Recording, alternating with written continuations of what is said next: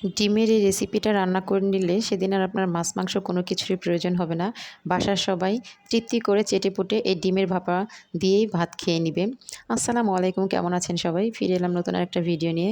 আজ আমি আপনাদেরকে করে দেখাবো ডিমের ভাপা রেসিপি। তো চলুন শুরু করা যাক। এখানে আমি 2টো ডিম নিয়েছি। ডিম দুটোর সঙ্গে একটু লবণ দিয়ে ফেটিয়ে নেব।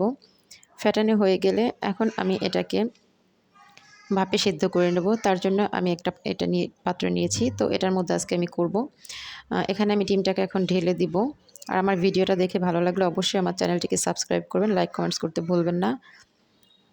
এই তো আমি চুলায় একটি হাঁড়ি বসিয়ে দেখুন ভেতরে একটা স্ট্যান্ড দিয়ে তারপরে এভাবে বসিয়ে আমি ডিমটাকে সেদ্ধ করে নিয়েছি। 3 থেকে 4 মিনিটের মধ্যেই কিন্তু সেদ্ধটা হয়ে গেছে। এখন আমি এটাকে টুকরো করে নিলাম। আমি 2টো ডিম দিয়ে করেছি বলে আমার এখানে বড় সাইজের 6 পিস হয়েছে। এখন আমি কড়াইতে তেল দিয়ে তেলটা গরম হয়ে গেলে এখানে দিয়ে দেব পেঁয়াজ বাটা আর রসুন বাটা। আমি পেঁয়াজের সঙ্গে কয়েক রসুন দিয়ে তারপরে আমি এটাকে ব্লেন্ড করে নিয়েছিলাম। এটার কাঁচা গন্ধটা চলে গেলে এখানে আমি দিয়ে দেব ছোট একটা টমেটো। টমেটোটাকেও আমি ব্লেন্ড করে তারপরে এখানে ব্যবহার করেছি। এখন এটাকে নেড়ে চেড়ে তারপরে একটু পানি দিয়ে দেবো যাতে নিচ থেকে পোড়া না লেগে যায়। তারপরে দিয়ে দেবো হাফ চামচ আদা বাটা আর সামান্য জিরে বাটা। এখন আমি আবারও ভালোভাবে 1 মিনিট মতো এটাকে কষিয়ে নিলাম। তারপর এখানে দিয়ে দিলাম হাফ চামচ হলুদ গুঁড়ো আর মরিচের গুঁড়ো। তারপরে দিয়ে দেবো স্বাদ মতো লবণ।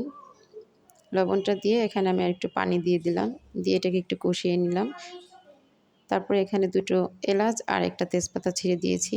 তেলটা ছেড়ে দিলে চারপাশ থেকে এখানে আমি দিয়ে দেব টুকরো করে রাখা ডিমটাকে দিয়ে আরও কয়েক মিনিট মশলার সাথে একটু কষিয়ে নেব।